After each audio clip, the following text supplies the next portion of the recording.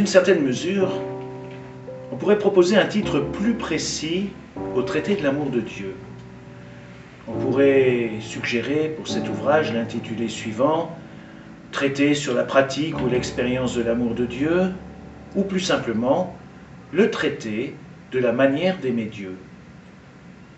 Il est manifeste que saint François de Sales a davantage à cœur de nous montrer comment nous pouvons vraiment aimer Dieu plutôt que de nous offrir une réflexion abstraite sur l'amour de Dieu.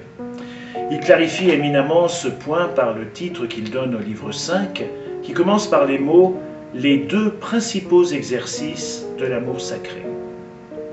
Cela ne devrait pas nous surprendre, car dans le premier livre déjà, notre évêque annonçait clairement l'approche globale qu'il se propose de conduire, quand il écrit « Je désire parler des actes de charité plus que de l'habitude de la charité. » Aussi, le livre 5 est-il tout entier consacré à explorer la manière avec laquelle nous pouvons aimer Dieu. Son propos se fera plus concret et étudiera les deux principaux exercices qui constitueront notre réponse à l'amour que Dieu nous porte. D'une part, la complaisance et de l'autre, la bienveillance.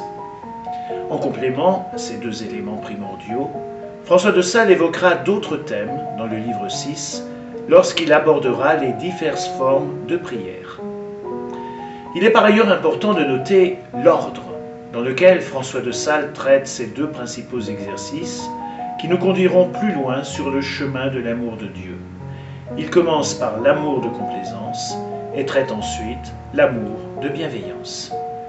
Dans le traité, François de Sales se penche donc d'abord sur l'amour que nous portons à Dieu.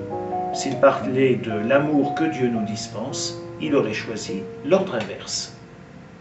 Il écrit « Dans l'amour que Dieu nous porte, le Seigneur commence toujours par la bienveillance, dans la mesure où il désire voir grandir ce qui est bon en nous et se complaît dans ce bien. » Pour mieux comprendre encore, il nous suffit de faire mémoire de la belle formulation du livre de la Genèse.